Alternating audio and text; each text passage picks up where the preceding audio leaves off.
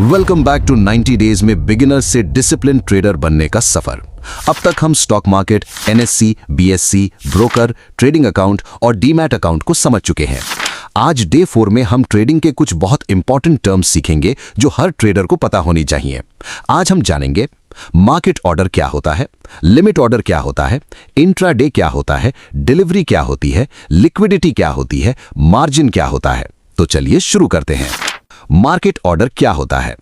Market order का मतलब है करंट मार्केट प्राइस पर तुरंत बाय या सेल करना। मान लीजिए एसबीआई का शेयर 850 रुपए पर ट्रेड कर रहा है। आप मार्केट ऑर्डर से बाय करते हैं तो आपका ऑर्डर लगभग तुरंत एग्जीक्यूट हो जाएगा। मार्केट ऑर्डर का सबसे बड़ा फायदा है स्पीड, लेकिन एग्जैक्ट प्राइस का कंट्रोल आपके पास नहीं होता। लिमिट ऑर्डर क्या होता है? लिमिट ऑर्डर में आप अपनी पसंद की प्राइस सेट करते हैं।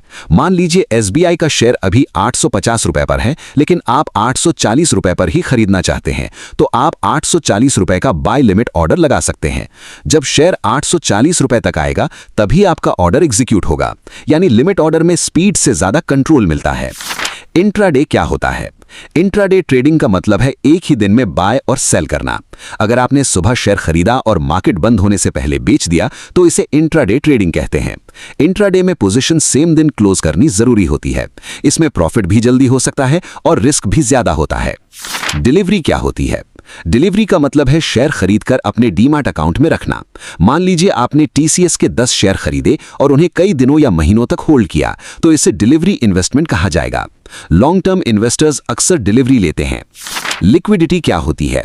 लिक्विडिटी का मतलब है किसी स्टॉक को कितनी आसानी से बाय या सेल किया जा सकता है। जिन स्टॉक्स में बायर्स और सेलर्स ज्यादा होते हैं उनमें लिक्विडिटी भी ज्यादा होती है, जैसे रिलायंस, एचडीएफसी बैंक या इन्फोसिस। हाई लिक्विडिटी वाले स्टॉक्स में एंट्री और एग्जिट आसान होती है, इसीलिए बिगिनर्स को हमेशा लिक्विडिटी चेक करनी चाहिए। मार्जिन क्या होता है?